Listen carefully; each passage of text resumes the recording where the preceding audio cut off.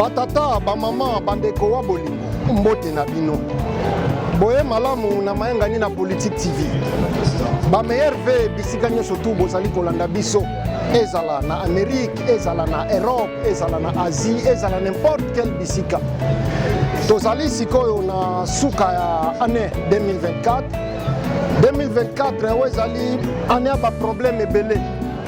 Et na ba makambo ya malamu, et na ba makambo ya mabe, mais ça fait partie ya vie.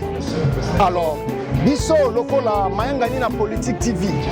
Ngai lokola Patrick Chimanga, tata mayangani, mwana ya mama Christine Kalanga, nalobaki nakoki te kolekisa suka ya mbula boye sans toutefois na souhaité bino ba meilleur ve.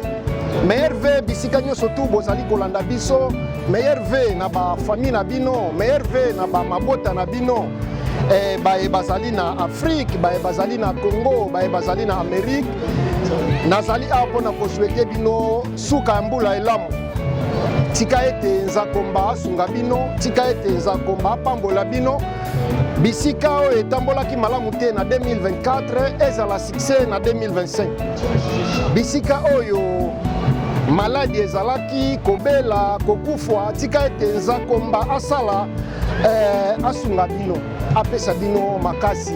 Ngai lokola mopanzi sango na ye awa pona kosukisa bino suka na mbula. Ndenge bomoni tozali awa na Afrique du Sud, précisément na Cape Town, mais awa tozali na Haute-France.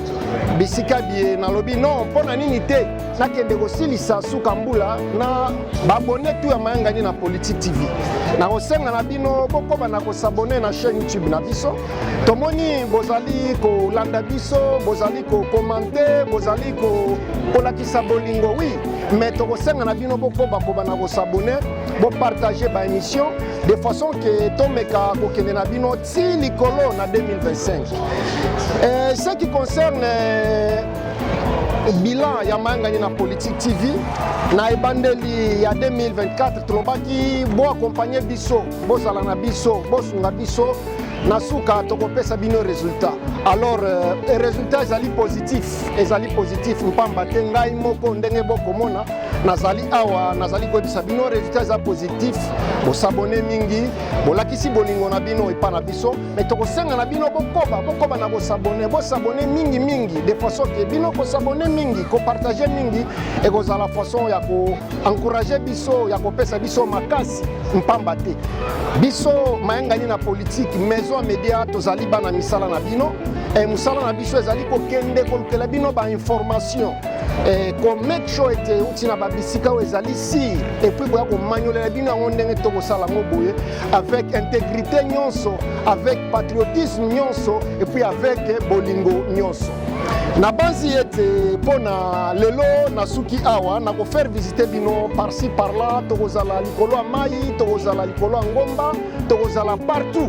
Alors merci mingi pona bolingo na bino, toza toujours na bino. Merci. Ciao.